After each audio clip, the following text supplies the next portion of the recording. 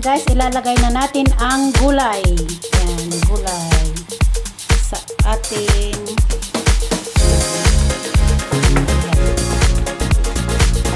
tatakpan ang ating pinaksiw. Tatakpan po natin ang ating pinaksiw.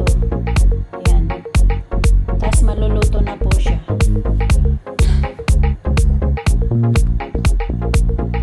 Lalagyan lang po natin siya ng konting tubig guys para hindi naman po siya concentrated sa paksiw.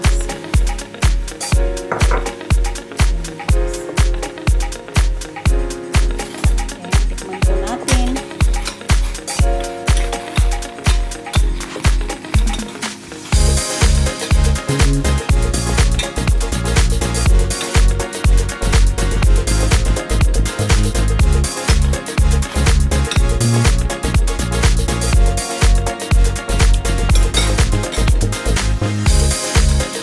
Super yummy na po siya guys. Tatakpan po natin siya guys. Tapos mamaya maluluto na po.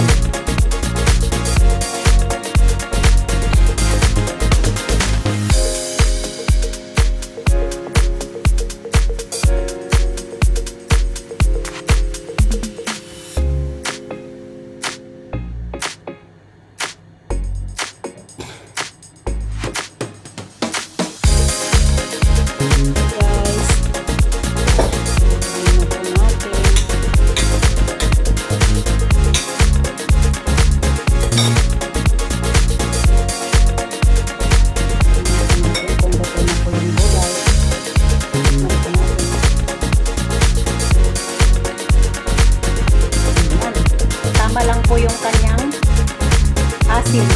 Sarap po niya.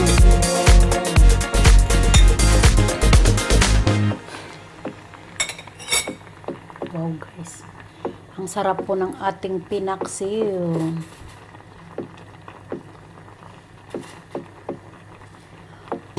Lutuin lang po natin sandali ng mga 5 minutes yung ating gulay. Tapos okay na po yan.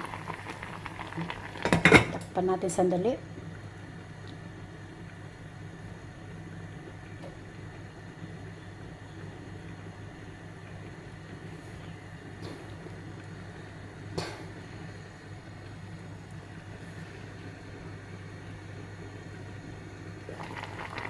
Okay guys, luto na po ang ating gulay.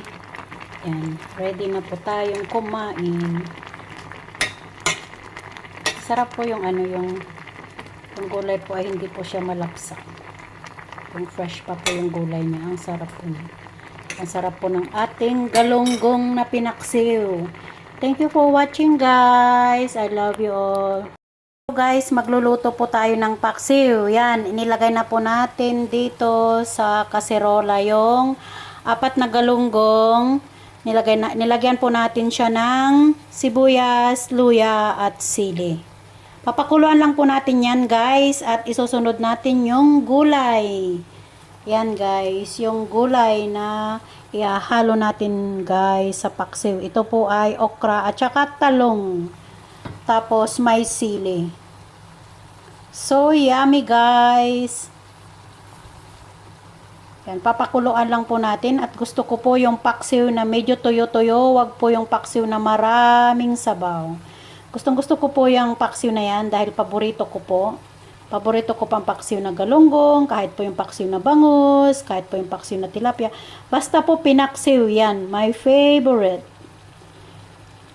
Maraming salamat guys sa pagpunta sa live ko, sa vlog ko at sa lahat ng ginagawa ko po na sinusuportahan nyo po ako lagi. Maraming salamat guys. Ito po ang recipe ko po ngayon, galunggong na paksiw. Thank you for watching guys. I love you all.